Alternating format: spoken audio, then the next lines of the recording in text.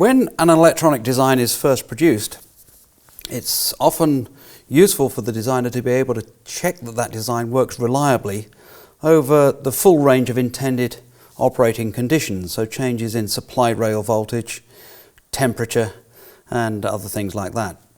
So to help that process, within the PicoScope menu we have something called mask testing.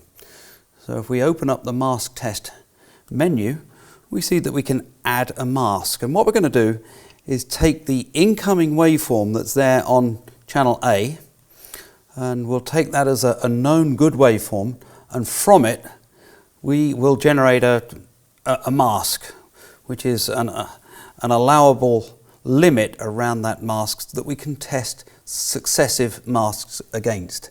So in the x-axis I'll give a tolerance of 5 nanoseconds either side of the current waveform, and in the y-axis we'll have a tolerance of, let's say, 30 millivolts, and from that I can generate a mask and apply it. So now what we can see is the known good waveform that's following the course of the mask. The mask is in blue around the outside of it, and then what we can do is to run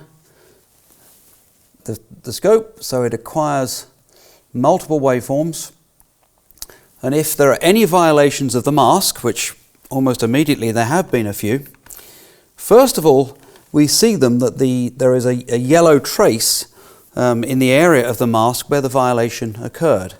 So that tells us that there has been a violation at some point during the acquisition that we've made. What we can then do is to turn to the waveform buffer navigation tool here, and rather than looking at all of the successive waveforms, we can ask that tool just to show us the mask failures.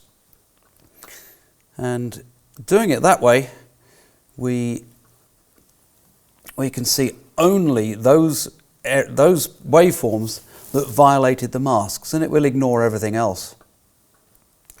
So it's immediately drawn attention to where we're getting errors. We can run it again, see further errors that are occurring, go back to the navigation tool and look at those failures.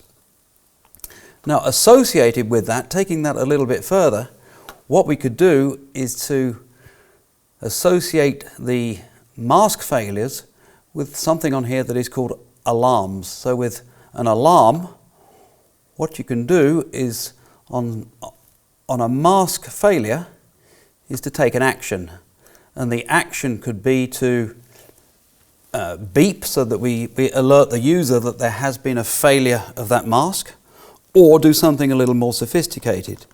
We can add an action where the action could be to play a sound, or to freeze the capture, or to run an executable file. So if you are in testing a piece of software, you could, for instance, when the mask fails, you could run the debug software to look at the source code to see what was going on when that particular failure occurred. So it's a very sophisticated way of finding an error and then being able to drill down to see what the cause of the error was back in time.